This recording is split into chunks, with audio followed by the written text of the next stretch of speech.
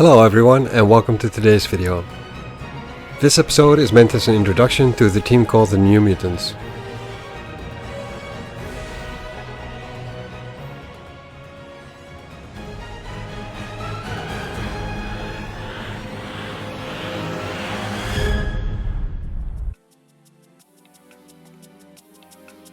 One day after Professor Xavier suggested to go on a trip to Colorado, Rain, Sean and him arrive.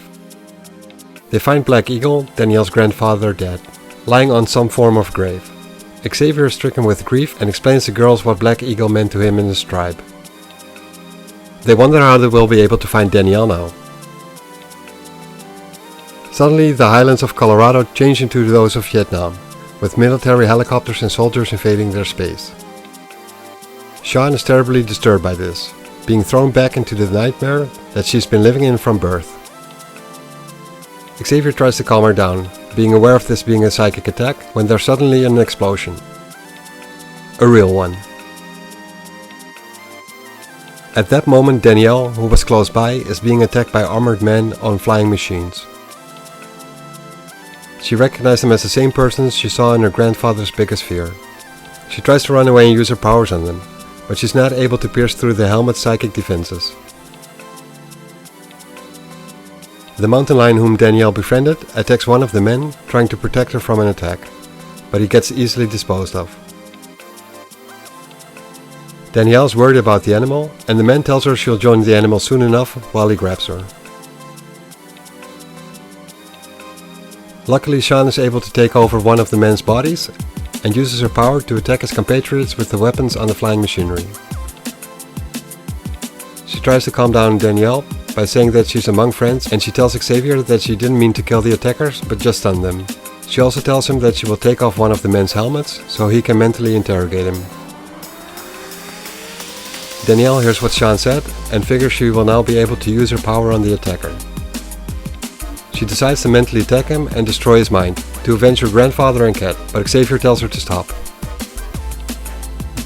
He also tells her how he knows her name, because he was there when her parents named her, and that he's here to help her, just like he promised her father and grandfather.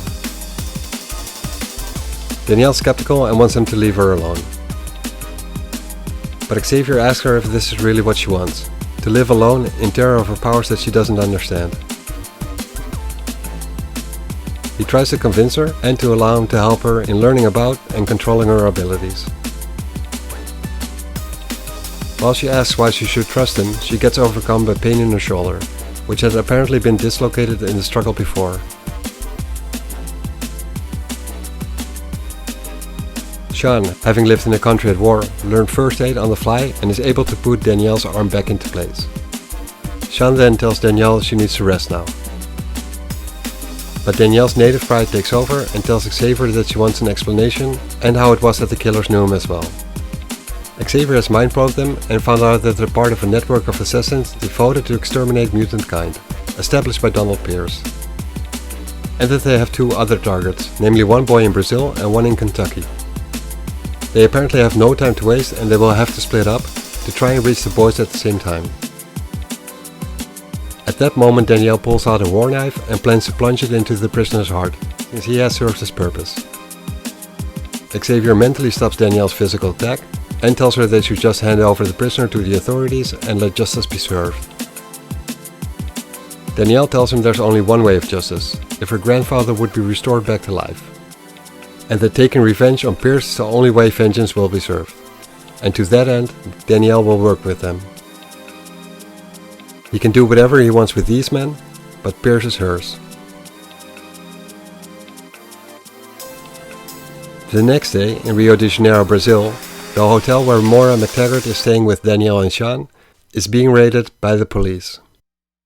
They have no idea what's going on, and Maura asks the policemen what's going on here. They are being arrested because they tried to get into contact with Emmanuel da Costa regarding his son Roberto. There had been an attempt to abduct the boy and his girlfriend has disappeared. They're being taken to the police station, where they will find out what their part is in all of this. Maura looks at Sean, and Danielle is about to use her powers on the policeman, but before she does, Sean tells her not to do that and let her take over one of the policemen. This results in the handcuffs being placed on Sean and Danny aren't fully locked, and Moira gets escorted out uncuffed. Since they don't know what's waiting for them outside, they will have to wait with trying to escape. Once outside, the policeman that Sean has control over punches the other policeman and the girls escape. Moira tells the girls she'll be alright and that they should run away and try and help out or rescue the DaCosta boy. When the girls are far away enough, Sean releases control over the policeman. When the sun is set, the girls have found Roberto, thanks to the modified cerebral mutant detection devices on the wrist, which they got from Moira. He's trying to run away from home. The girls wonder what he's up to, and since they have no idea, they decide to follow him. They end up in the slums of Rio, where Roberto says that he did what was asked of him, and tells the captors of Juliana to release her, as promised. He gets slammed against the wall while being made fun of and is told by the captors that they will do whatever they please, to him and to her. He promises his girlfriend in Portuguese he will get her home safely, and she asks him what they can do, being only 14 years old and their captors being monsters. Roberto tells her that so is he. He asks the men what their ransom will be in English, but they tell him, while holding them both at gunpoint, that Roberto misunderstands, because they're not doing this for money. They're doing this for blood, his blood. Roberto tells Juliana to get behind him as he powers up and starts attacking the men. Normally he would have been successful against normal men in armor, but these guys are no longer normal human beings. They had once been attacked by Wolverine, as simple Hellfire Club foot soldiers. Having been cut to shreds and nearly dead, they have been saved and upgraded with bionics, thanks to Donald Pierce. They are now faster, more agile, tougher and stronger than normal human beings, and they hate mutants. They shoot at Roberto, but he throws a crate at them. Roberto then tries to pick up a huge piece of concrete, but it suddenly feels heavy and he can't pick it up. He gets dizzy, as his strength is gone. His battery is drained. One of the soldiers holds Roberto at point-blank gunpoint, as he asks them to let Juliana go, regardless of what they will do to him. The soldier says that he would say yes, considering this is his last request, but that he would be lying if he said that. Suddenly that soldier gets taken over by Sean, and she whispers to Roberto to not be afraid since the rescuers are on the way, and for him to grab Juliana and run for the entrance while she distracts the other Hellfire Club soldiers. With Sean having experience with taking over regular humans, she has some troubles controlling these soldiers with their bionic enhancements. Danielle lends a hand by pulling their greatest fears out of their minds. It is of course no surprise that this is Wolverine, the one mutant who cut them all up and left them for dead. As they're all distracted and stricken with fear, the girls attack them, but Danielle accidentally attacks the host body that Sean was controlling. Sean tries to help Roberto and Juliana, but Roberto mistakes Sean as one of the captors and punches her. This causes Sean to lose her concentration and control over the host body. This soldier tries to sort out what's happening and figures out they're trying to escape. He grabs a gun and starts shooting. Roberto's powers are fading away again and he gets dizzy once more as Sean is being hit by the gunfire. Roberto, being disoriented, is being noticed by Juliana, and she tries to save him by jumping towards him and put him on the ground. The soldier keeps firing away and Danielle focuses her full power on him, scaring him with a lively, realistic image of what he fears the most. A lively image of Wolverine attacking him once again. He shudders in fear, screams out, and ends up on the floor whimpering like a scared little kid. Danielle says that this was the most intense image she has ever pulled from a person. When she uses her powers, she links with their thoughts and emotions, and this was a very intense experience. Roberto screams out that he deserved no less, because he is the one that killed Juliana. Her body is lying on top of him, and he blames himself for her death, because she was being kidnapped to get a hold of him, and she died shielding him because they were trying to kill him for being born a mutant, a freak. Sean tells Roberto that there's a man in America, a teacher who can help him properly utilize his powers, so what happened tonight does never have to occur again. Roberto says he doesn't care for teachers, he just wants the one responsible, he who sent these men after him, and make him pay. Danielle says they want him too, and suggests they join forces.